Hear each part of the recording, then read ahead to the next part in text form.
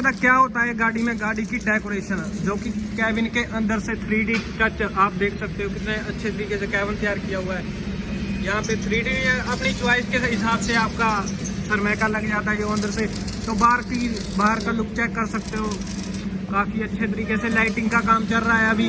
यहाँ पे पूरे हैवी 2.5 इंची पाइप का, स्टीली पाइप का जो है खंडा लग चुका है।